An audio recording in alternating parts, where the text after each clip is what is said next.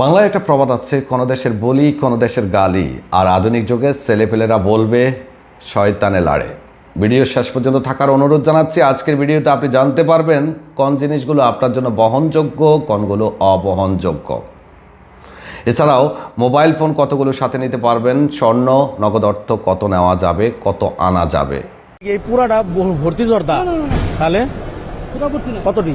200 জর্দা আছে আর 200 জর্দা, 10 কেজি সুপারি আছে স্যার। 10 কেজি সুপারি। 70 টাকা। এগুলো নিয়ে কি করেন আসলে ভাই? খাই। আপনি শুধু নিজে খাওয়ার জন্য না, নাকি বিক্রি করেন? ওই দেখেন স্যার, আমার সাথে ফান আছে। শুরুতে বলা আছে কোনো দেশের বলি কোনো দেশের গালি।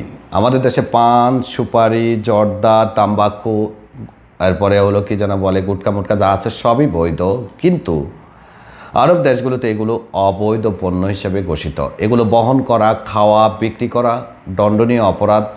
তারপরেও এক শ্রেণীর মানুষ তো করেই যাচ্ছে। এখন অনেকেই প্রশ্ন করবেন যে তাহলে আসে কিভাবে যদি অবৈধ হয়? যে ওনার মতো ব্যক্তিদের কারণে। উনি মাত্র 200 পিস সাথে এনেছেন জর্দা আর 8 কেজি সুপারি। উনি খুব গর্ব করেই বলছেন যে নিজে খাওয়ার জন্য, এবং সাথে পানও দেখাচ্ছেন যে আমি পান খাই। কিন্তু মূলত ওনার মতো অনেকেই আছে যারা এগুলো বিক্রি করার উদ্দেশ্যে নিয়ে আসে, কেননা এগুলো যেহেতু অবৈধ পণ্য, এগুলো উচ্চ মূল্যে সৌদি আরবে বিক্রি করা যায়। নাম্বার 2, অনেকে আছেন অন্যের জন্য নিয়ে আসেন, অল্প কিছু টাকার বিনিময়ে অন্যের জন্য নিয়ে আসেন যারা এগুলোর ব্যবসা করে। খেয়াল রাখবেন, সৌদিতে অন্যের জন্য জিনিসপত্র নিয়ে আসাও কিন্তু অপরাধ। শুধু এটা সৌদিতে নয়, আমাদের দেশেও। কারণ আপনি শুধু আপনার জিনিসপত্রই বহন করা উচিত। কারণ অন্যের জিনিসপত্র আপনি যে বহন করছেন সেখানে হতে পারে আপনার জন্য বিপজ্জনক কিছুও থাকতে পারে। অনেক প্রবাসী ভাই এ কারণে জেলেও আছেন, অবৈধ জিনিসপত্র ধরিয়ে দিয়েছে। তাই অন্যের জিনিসপত্র বহন করার ক্ষেত্রে সতর্ক হবেন, ভালো করে চেক করে নেবেন। ঔষধ, অবশ্যই আপনি বাংলাদেশ থেকে ওষুধ নিয়ে আসার ক্ষেত্রে সতর্ক হবেন। সৌদি আরবে ওষুধ নিয়ে আসার জন্য সৌদি ফুড অ্যান্ড ড্রাগ অথরিটির অনুমোদন লাগে। সৌদি ফুড অ্যান্ড ড্রাগ, আপনি যেটা করবেন সরাসরি ওয়েবসাইটে প্রবেশ করবেন, SFDA।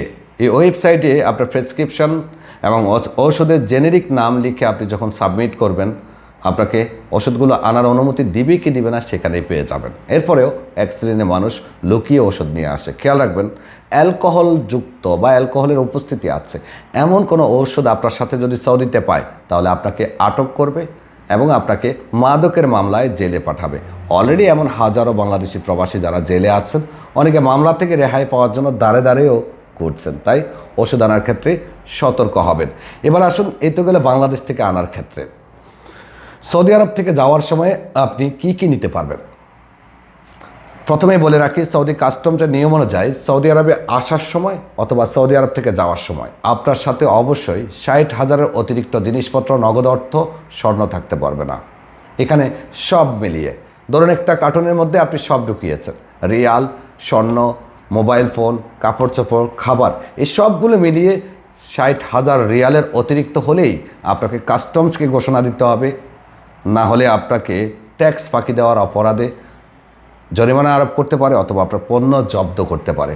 তাই যাই নেবেন সেটা অবশ্যই সব মিলিয়ে 60,000-এর বেশি যাতে না হয়। মোবাইল ফোন বাংলাদেশ কাস্টমসের নিয়ম অনুযায়ী এখনও আপনি 2টা নতুন ফোন, একটা পুরাতন ফোন নিতে পারবেন, কোনো সমস্যা হচ্ছে না। স্বর্ণ 100 গ্রাম পর্যন্ত জুয়েলারি বছরে একবার আপনি দেশে নিতে পারবেন ট্যাক্স মুক্তভাবে, 100 গ্রাম পর্যন্ত।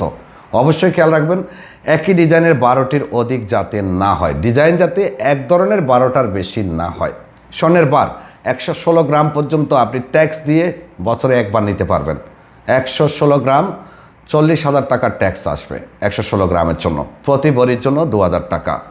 এছাড়া আমি আবারও বলে রাখি যে সৌদি কাস্টমসের নিয়ম অনুযায়ী আপনি অতিরিক্ত জিনিস নিলে সেটা কাস্টমসকে ঘোষণা দিতে হবে। আর মালামাল নেওয়ার ক্ষেত্রে অবশ্যই খেয়াল রাখতে হবে যে পণ্যটি আপনি নিয়ে যাচ্ছেন সেটি কি বাংলাদেশে বৈধ কিনা। আবার বাংলাদেশ থেকে যখন নিয়ে আসবেন খেয়াল রাখবেন এটি কি সৌদিতে বৈধ কিনা। শুরুতেই বলেছি, কোনো দেশের বলি কোনো দেশের গালি, অন্যথায় বিপদের জড়ি। ধন্যবাদ সবাইকে, ভালো থাকবেন।